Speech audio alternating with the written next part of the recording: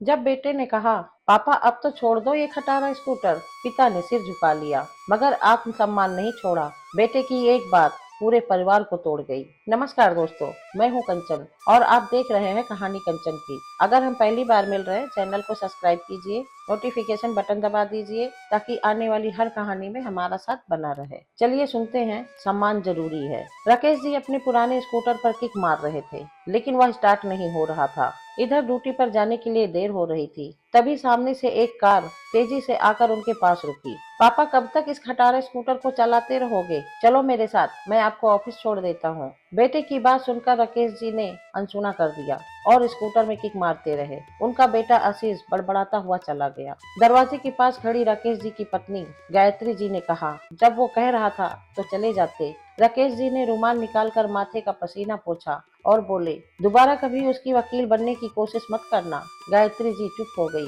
राकेश जी का scooter start हो गया। उन्होंने एक बार गायत्री जी की ओर देखा और ऑफिस के लिए निकल पड़े। अभी 2 साल पहले ही आशीष की शादी की थी। शादी के बाद से ही आशीष और उसकी पत्नी शैलजा का व्यवहार बदल गया। दोनों अलग हो गए। वो तो अच्छा हुआ राकेश जी ने बेटे की बात मानकर जॉब नहीं छोड़ी, वरना आज भूखे मरते। इधर शाम को जब आशीष घर पहुंचा तो शैलजा गुस्से से बोली, हो गई तसल्ली बेइज्जती कराकर? गली में सब देख रहे थे और तुम्हारे पापा जैसे उन्होंने सोच ही रखा है तुम्हारी बेइज्जती कराने का। आशीष को भी गुस्सा आ रहा था। वो बोला, तुम ठीक कह रही हो, मैं कल ही मकान ढूंढता हूँ। अब हम यहाँ नहीं रहेंगे। 2 दिन बाद ही वो अपने नए घर में शिफ्ट हो गए। गायत्री जी रो रही थी। अलग था तो क्या हुआ, कम से कम सामने तो था। उन्होंने राकेश जी की ओर देखते हुए कहा। राकेश जी कुछ नहीं बोले।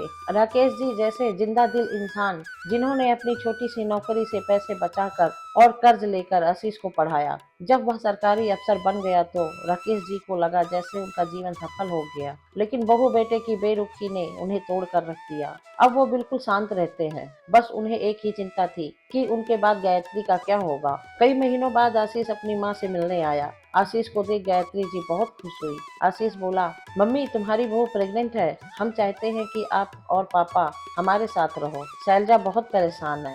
गायत्री जी ने राकेश जी की ओर देखा, लेकिन उन्होंने जाने से साफ इनकार कर दिया। आशीष जानता था पापा कभी नहीं मानेंगे। उसने मम्मी से कहा, तुम चलो मम्मी।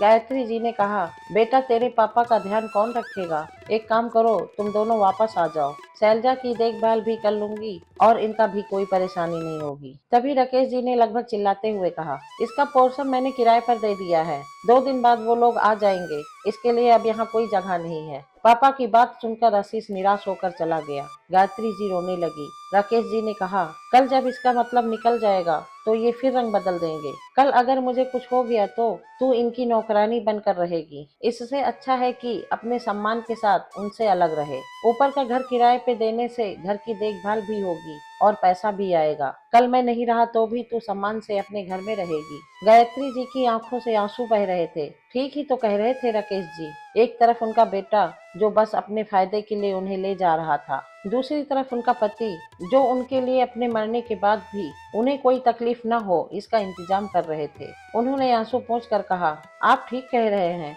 जो अपना होता तो हमें छोड़कर कभी नहीं जाता। आज से नई जिंदगी की शुरुआत करते हैं, जहां बस हम दोनों एक दूसरे का साथ निभाएंगे। यह सुनकर राकेश जी के चेहरे पर कई साल बाद आज मुस्कुराहट आई थी। दोस्तों कैसी लगी कहानी कमेंट में जरूर लिखना। वीडियो को लाइक करना, दोस्तों के साथ शेयर करना, चैनल सब्सक्राइब करना मत भूलना। मैं कंचन आपसे विदा लेती हूँ। फिर मिलूंगी एक नई कहानी के साथ। धन्यवाद।